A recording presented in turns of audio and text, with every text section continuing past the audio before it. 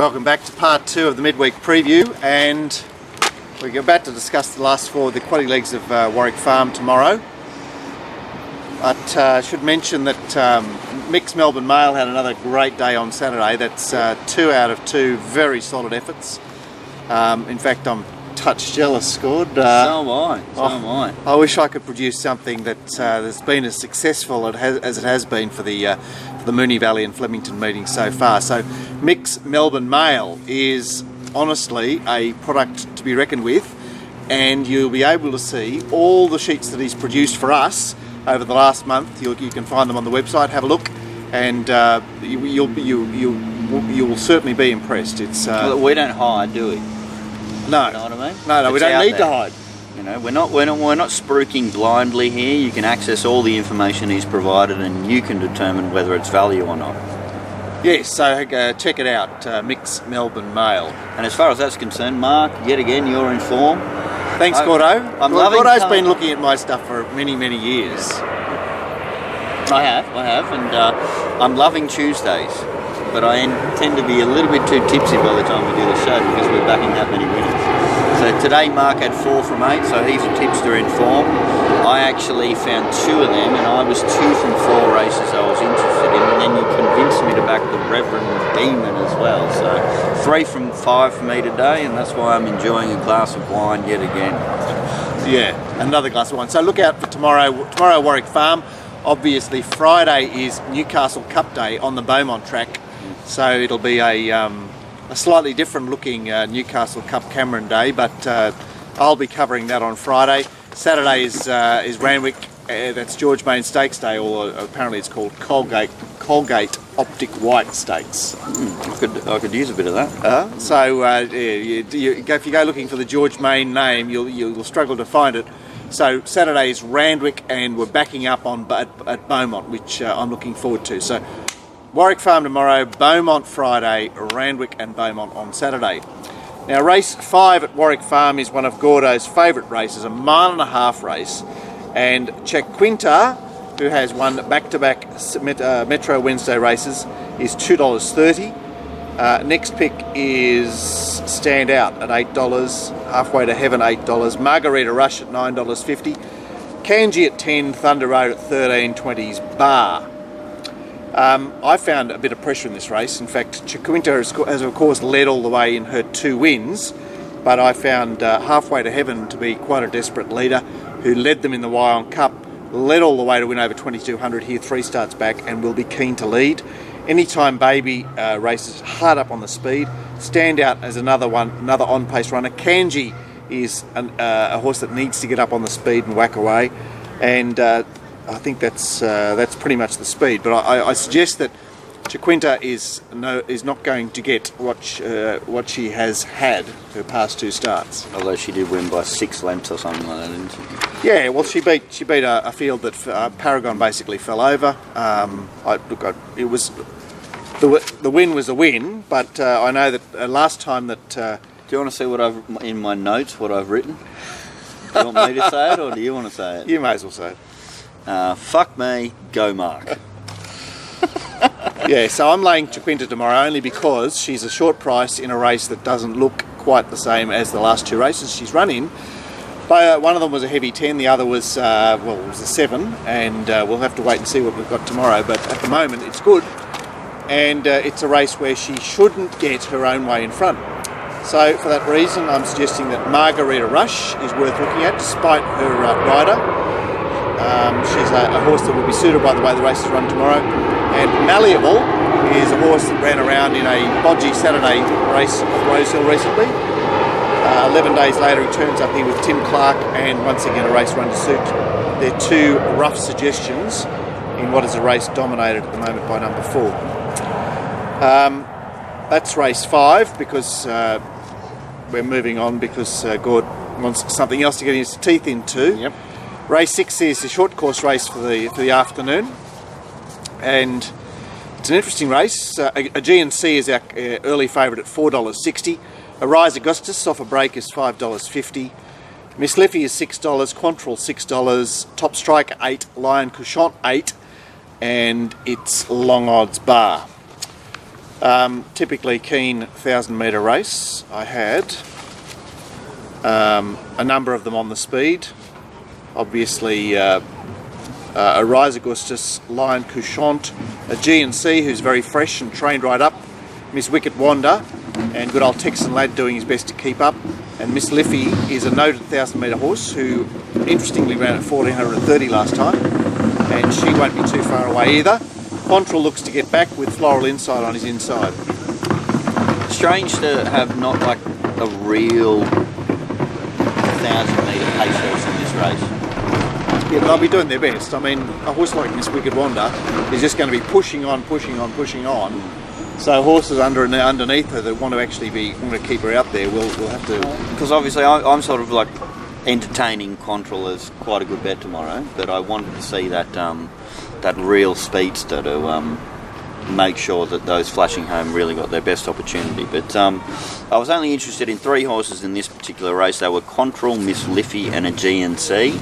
I was very disappointed in the price that a G&C came up at. I thought it had been solidly found by the market, but that was actually something that had been happening all the program. I found something, I thought this might be a little bit of value, and then I checked what the early markets were and they were always disappointing. It was a tendency through the whole program. I didn't mind its 2 trials. Its trials were fairly decent. It has run in the higher standard races as well. Just wipe my head because I'm tired. Oh, we're back on, are we? We are back with race 6. I think the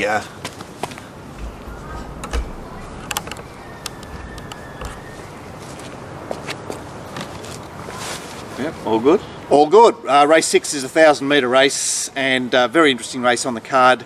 The betting sees a G&C at favourite at $4.60. The Rise Augustus is $5.50. Miss Liffey 6, Quantrill 6, Top Striker 8, Lion Couchant 8, and long odds the other 3. Good enough speed here, Gord. Maybe not breakneck speed, but I imagine that Lion Couchant will work forward from his wide gate. Miss Wicked Wander on his outside. A Rise Augustus is fresh and was ridden off the speed last time, but can be part of the fray. And a G&C will obviously be not far away. Texan Lad doing his best to keep up with them. It looks like Top Striker will take a sit beyond midfield with Floral Insight and Quantrill perhaps seeing them all here coming back to the short course. I'm sort of slightly confused here because I'm getting a little bit of deja vu. But, I know, it's a weird feeling, isn't it? It is. Interested in 3 horses in this race, which are Quantrill, Miss Liffey and a G&C. When I went looking for these particular horses and then I checked their prices, I was a little bit upset about the price of a G&C. I thought I might have found something that the market wouldn't find. Was I a bit naive in that circumstance? Well, I think it's just the time of year where they start to look for fresh blood. You know, especially you get drying tracks, you get spring racing, and all the stuff that's gone on in the last 6 weeks is sort of perceived as a bit trashy. Yeah, well, I just thought if you come second in the trial to Excelir, then you should be getting a prize. I know, I understand what you're saying, but she does look particularly tuned up and fancy. She's also, her 2 wins are at the short course. She had that monster spell, where she debuted as an early 2-year-old for a win and then had 18 months off, and now she looks like she's back. She's the one that has run against a superior opposition. She's got great stats as far as the distance is concerned. I was expecting to get a better price. Oh, what about Miss Liffey's stats at the distance? 6 from 7, and the other one was on a heavy 10 at... I said I was only entertaining 3 horses in this particular race. That was one of them. I just can't get my head round at 14.25 last time. Barrier trial. He was listening to you over a distance longer than the distance you're running in. He was listening to you and thinking, how do I get my horse ready for a city race? Running over 14.25. Well, I think it was probably the only race he could run it in down there. Oh no, not good enough for me. If you're a bush trainer or Canberra trainer coming to town, that's not the kind of setup I'm looking for. Yes, the stats are fantastic. Yes, the form, Burradoo. You know what I mean? The form round is actually pretty good. I'm going to have to be against it, although I might do some weird stuff tomorrow Like, I probably won't be losing if it wins, but I won't be actually winning if it wins. I'm going to have to go with old Glenster's horse here, Quantrill. It looks not a bad setup, does it? He's had two 1100s at Canterbury, he comes back to 1,000 at home, and last crack at them here. Last crack at them, it was his run on last start against the bias was fantastic. He's a horse in form. Stats are not a problem. Jason Collette barrier 4 is not a problem. You know, I've mentioned previously that I don't mind him from inside barriers. So obviously I'll be winning with Quantrill, and depending on price, I'll be having something on a GNC and Miss Liffey. We really get it all, don't we? I mean, I haven't seen a truck like that drive down that street How for the hell ages. it got down there, I have no idea. Look, the bike rider can hardly fit. Anyway, what do you think, Mark? Yeah, I'm basically, I when looking for those 3 horses, I left Top Striker in as well, who resumes off a win. 1,000 is perhaps just a bit too slick for him, but he's a very honest type of campaigner. That's I sort of, like, when I was looking at this and doing the form on it, I thought you were going to find a horse like a Rice Augustus. Well, he's been my pet horse, but Yeah. Something I'm against just thinking. him tomorrow, isn't it? I think so. Well, it's just it's old winter form. So I've taken the sword to him, which Look at perhaps distance, a bit 12 starts, 1 win. yeah, but it was his last start. Next race? Right, we get the mares, which is the penultimate, and betting here is Fragonard, the O'Shea trained 3-year-old. Is it a 3-year-old filly at $4, and then a clump of them. Cat's Weary at $7.50, Countess Marinov at $7.50, Fantasize $7.50, I should say Chloe's Comet just underneath them at $7, $9.50 Balbo, out to $17 Swing Sensation, $21 Aribi Rampart. Chloe's Comet led them up the other day in the bog. She's drawn underneath them again, will be part of it. Her stablemate Swing Sensation led up the Mona Lisa field at Wyong. And Hawaiian Rose raced OSL outside Masqué Force in a 11.50 at Beaumont. She's been kept fresh. She'll get well forward here, and I imagine that Fantasize is midfield. Fragonard is maybe just ahead of midfield. Cat's Weary is midfield.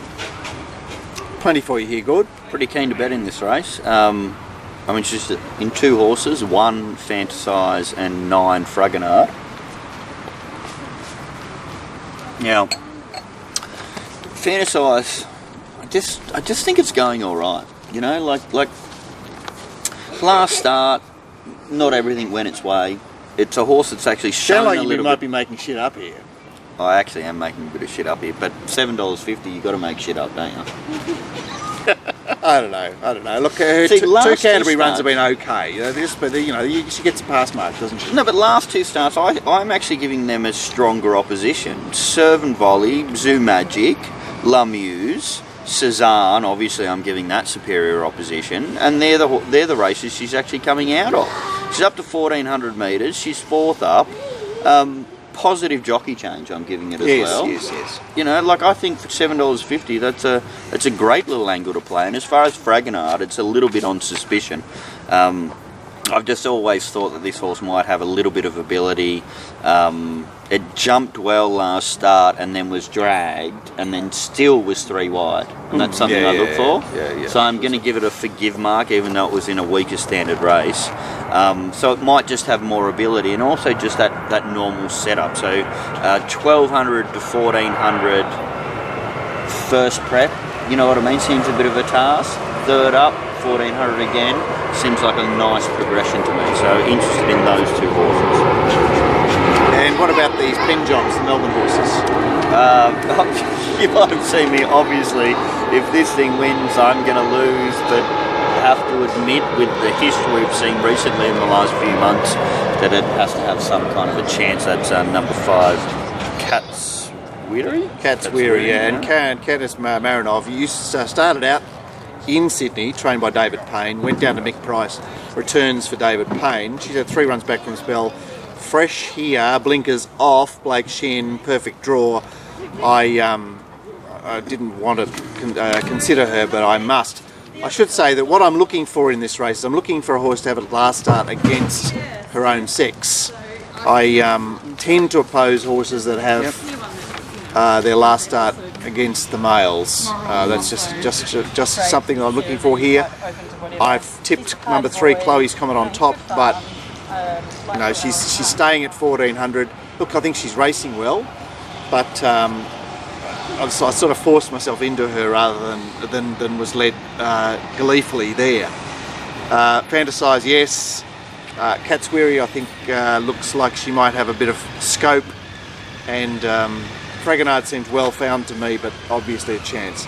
That's the penultimate, and then we come to the nightcap. Oh, you got it in. I thought I was going to get a crack this time.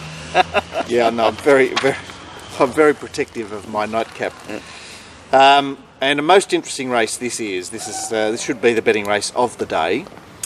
And at the moment, Choice We Had is favourite at $4.80, and I expect him to be third favourite, but that's just my expectation. Octavian Augustus is $5.50. Miami Dade is $8.50. Out to Tenorina at Tenorina. That's a case of the John McDermott's there. $10 Tenorino. 13 Embley, 13 Helensburgh Ham, 15 Top Me Up, 18 Bells of War, which I had a little piece of, and $18 Radical Impact, $21 Bar.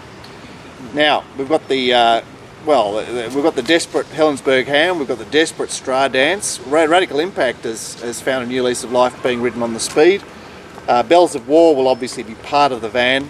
Top Me Up, I think I may have mentioned, and next best I had was Octavian Augustus, who's a 3-year-old. He's been freshened up since his Saturday 2-year-old run at the beginning of July, and he had a trial last Friday. Way you go, Gord. No, I had a second look at Octavian Augustus. I didn't like his trial, so I was going to try and find him, but I gave him a pen. He was pushed out too hard in his last trial. It was only an 800 metre trial. Doesn't matter, he was trying too hard and not doing enough. For me, that's enough to say I'm not backing him first up until he shows something.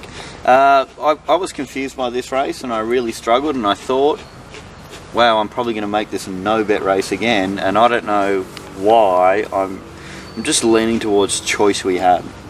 I love barrier 6 to barrier 12 with this horse. It seems like a really long striding horse, and if you notice last start between about the 700 metre mark and the 400 metre mark, when it was crucial to be making ground, it was actually scrubbed and checked it on a couple of occasions. I think it clearly would have won that race last start, and if it had of, then you know, obviously the price would be different in this particular race. So the Snowdens, massive break, okay, 2 trials, 1 win, a 3rd place where it was incredibly unlucky. I think Snowden has got this horse going great, but you know, I have a bit of a love affair with Snowden. I think he's absolutely well brilliant. set up. I think, and barrier 12, I think, is perfect with the way this horse strides out. I'm hoping that he's 3 wide. Well, you want him in the 3 wide line is the place to be here. Yeah. But I mean, 3 wide. I'm not even cover for me isn't. Of course, I'd love cover, but it's not necessary in this particular occasion. So, as I looked at the whole program, and I thought this was going to be a no bet for me, I am probably going to make my bet of the day Choice We Had. There we have it. It's a race which will carry diverse opinions. I'm certainly encouraging of Octavian Augustus. Miami Dade, his trials looks really good. Yeah, they were really fine. good. Like this is a horse that was gelded last campaign and sort of finally got it together, and then ended up in Brisbane. And also, just your pearl about O'Shea horses fresh. They're very dangerous. Yeah, so he's perhaps, you know, some of his runs look a bit lacking in ability, but he seems very, very, very he seems to be going very well for this style of race. Other horses I'll mention, Tenorino was completely flattered by the bias at Beaumont. Embley went back to Bathurst to win. I must say that's just not encouraging me. Helensburgh Ham just had he did a good job to fight off the 3-year-old Calabasas, but he had other things to suit, and he's just a one batter. Top Me Up was very disappointing first up. Perhaps could do better. Mana is a horse that drew inside at Canterbury, and I think drawing wide for it at home at Warwick Farm, it can definitely run a place. Miami Dade I've mentioned. Bells of War. Now this horse, in her last 2 starts against the mares, has raced OSL and boxed on particularly well. I think she's going very well, and she will be in the finish. Could entertain Bells of War. And that will see me out. So that's. Well, you've mentioned nearly every horse in that last race, and the one that I think might have a chance at odds is Capolican. Sorry, Capolican Scratch. That's why I didn't mention it. Okay. So we're going with that Capolican, which is why I didn't mention it. That's the nightcap. That's the program. Don't forget to look at our products, because you're on the site, obviously, while we're watching the show.